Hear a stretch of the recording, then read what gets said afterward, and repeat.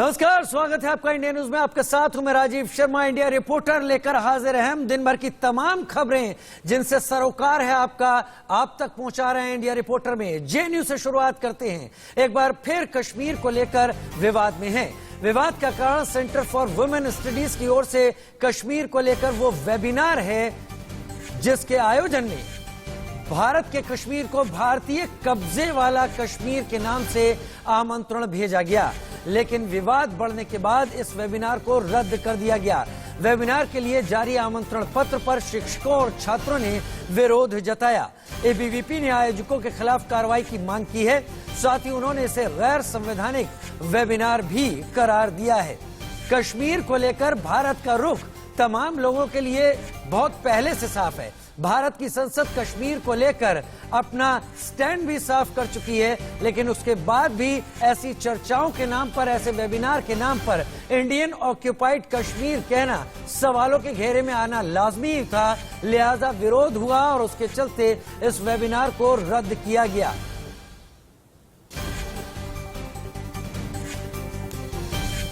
निमंत्रण पत्र पर शिक्षकों और छात्रों ने विरोध जताया। ये किस तरीके का निमंत्रण पत्र है? इस निमंत्रण पत्र पर लिखी गई भाषा किस तरीके की है? उसका अर्थ क्या है? उसका तात्पर्य क्या है? क्या भारत की संसद द्वारा पास किए गए प्रस्ताव को निमंत्रण पत्र भेजने वाले समझते नहीं हैं, जानते नहीं हैं किस तरीके से उन्होंने कश्मीर के लिए भारतीय कब्जे वाला कश्मीर जैसे शब्दों का इस्तेमाल किया और इस पर विवाद जबरदस्त बढ़ गया।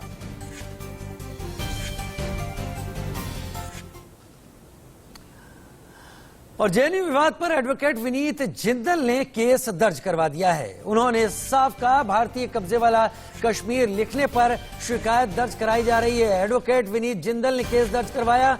भारत सरकार के खिलाफ लोगों को भड़काने की ये एक कोशिश है। इसको लेकर केस दर्ज कराया गया है। इस वेबिनार को लेकर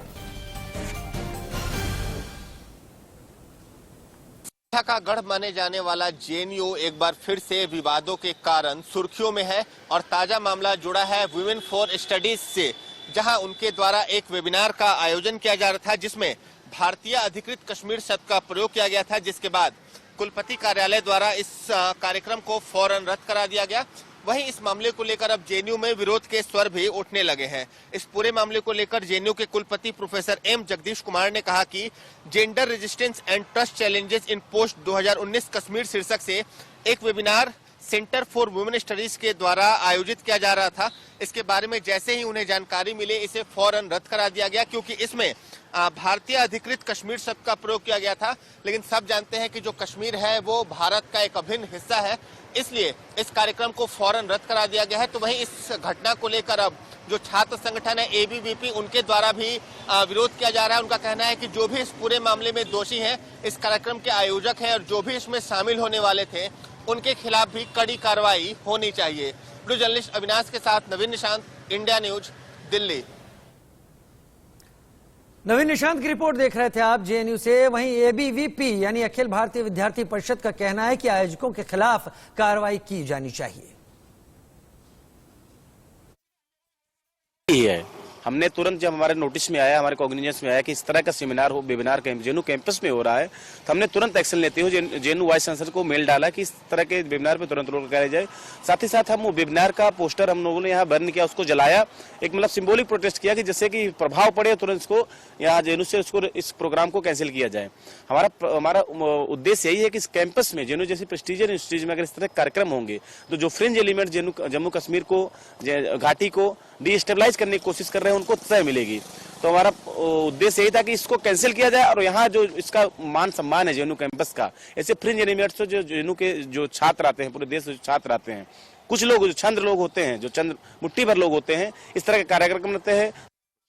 जिन्होंने देश को तोड़ने वाले, देश के खिलाफ सेमिनार को कैंसिल किया है, और दुख है कि आज भी यूनिवर्सिटीज के अंदर व समाज के अंदर विष फैलाने का काम अर्बन नक्सल्स कर रहे हैं। भारत की संसद का एक मत फैसला है कि पाकिस्तान ऑक्युपाइड कश्मीर को भारत में लाना है और कश्मीर की एक एक इंच भूमि भारत की है।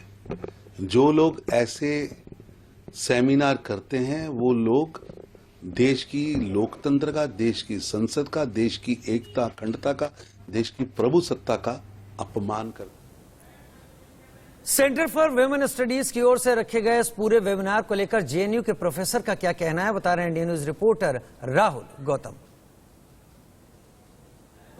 जेएनयू यूनिवर्सिटी में एक बार फिर कश्मीर को लेकर विवाद हो गया है। दरअसल कुछ छात्रों ने एक वेबिनार को ऑर्गेनाइज किया था जिसमें भारत को एक ऑक्यूपाइंग फोर्स बताया था, जिसको बाद में एडमिनिस्ट्रेशन ने कैंसिल कर दिया है। मेरे साथ हैं प्रोफेसर मोहपात्रा इस पर ज्यादा बातचीत करने के लिए। प्रोफेसर मोहपात्रा, ये क्या इवेंट था और इस इवेंट में जो नोटिस था उसमें साफ तौर में भारत को एक ऑक्यूपाइंग फोर्स बताया गया था कश्मीर के अंदर। क्या इस पर रोक लगा दी गई है और क्या एक्शन अभी तक हुआ है? जैसे ही ये एडमिनिस्ट्रेशन का नोटिस पे आया कि इस तरीका से कोई वेबिनार होने वाला है 8 बजे करीब रात को, और जिसको बुला रहे थे वो खुद ही कंट्रोवर्शियल स्पीकर है, सब उनको जानते हैं, उनके क्या व्यू पॉइंट है, उनके क्या पोजीशन है कश्मीर इश्यू पे, तो ये जानते हुए भी ये लोग इस तरीके से टॉक और जिसको कहते हैं वेबिनार रखे हैं। तो मुझे लगता है कि ये जो प्रोग्राम था वो सेंटर चेयरपर्सन जो है सेंटर फॉर वुमेन स्टडीज़ का और इनकी जो स्कूल ऑफ सोशल साइंस के डीन है, मेरे से उनसे बात हुई थी रात को, मुझे लगता है उनका जानकारी नहीं था। और ऐसा होता है कि कोई भी प्रोग्राम करे आपको पहले उनसे परमिशन लेना पड़ता है, परमिशन ना भी लो कम से कम उनको जानकारी होना चाहिए, ये उनको नहीं था। तो इस तरीका करके वो तुरंत अपना जो वेबसाइट में डाल दिए, जेएनयू की वेबसाइट में, ये होना नहीं चाहिए था। और जो भी है मुझे लगता है यूनिवर्सिटी एडमिनिस्ट्रेशन उसको इन्वेस्टिगेट करेंगे, और जो लोग इस तरीके से प्रोग्राम ऑर्गेनाइज किए थे, एक ही हो दो हो, तो उनको मुझे लगता है कि एक्शन होना ही होना है, क्योंकि ये नहीं करेंगे फिर अगली बार इस तरीके से फिर एक अटेम्प्ट कुछ स्टूडेंट से हो, कुछ टीचर से फिर शुरू हो जाएगा।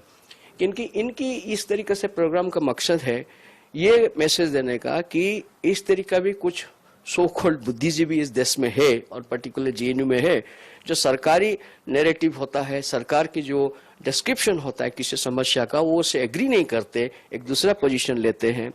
और ये सब उनको कहते हैं कि हमको ये स्वाधीनता की फ्रीडम मिलना चाहिए कि हम जिस भी तरह चाहते हैं किसी भी इश्यू को हम अपना तरीका से प्रोजेक्ट कर सकते हैं। तौर पर प्रोफेसर मोहपात्रा कहते हुए कि एक्शन होना चाहिए उन लोगों के खिलाफ जिन्होंने ये वेबिनार को ऑर्गेनाइज करा रहे थे, और साफ तौर पर कहा कि एक इस तरीके का एक्शन एक डेटरेंट साबित होगा ताकि आने वाले समय में कोई भी इस प्रकार के इवेंट्स को ऑर्गेनाइज ना कराए।